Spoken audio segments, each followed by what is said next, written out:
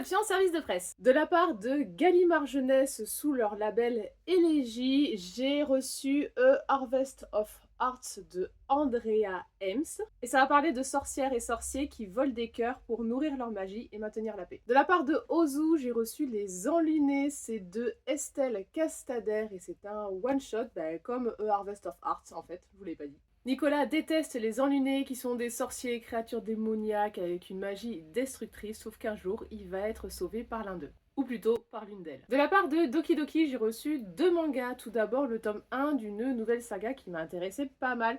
C'est Chronique des lames sacrées. Première phrase, on nous dit une épopée fantasy anticonformiste en quête d'humanité dans l'enfer des armes sacrées. En voyant le design, je me dis mais attends, mais ça me fait penser à Elk, et là je viens de vérifier, c'est de Nanaki Nanao et effectivement c'est l'auteur de Elk. Et le deuxième manga, c'est un tome 6, c'est Je suis un assassin et je surpasse le héros. J'avais lu le premier tome, j'ai les 5 premiers tomes en fait. J'avais beaucoup aimé, donc là je m'enchaînais les 6 avant de vous en parler. De la part de Bayard Jeunesse, j'ai reçu le tome 2 de la saga Le Manoir de Evelyne Brizou-Pellen.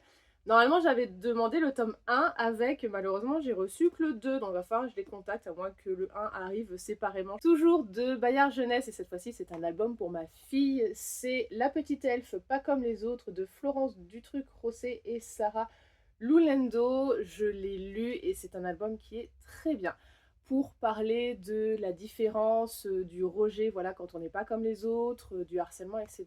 Et la dernière petite réception, c'est toujours le groupe Bayard, mais cette fois-ci dans la collection Tourbillon, donc c'est pour les plus petits. C'est Bienvenue à l'école des sorciers de Céline Candy et Miss Patty, et ce que j'aime bien dans ce livre, alors je ne l'ai pas encore lu, c'est qu'il est hyper ludique, parce qu'en fait, toutes les pages sont des jeux, c'est hyper coloré, ça a l'air d'être drôle, je pense que Diane va adorer.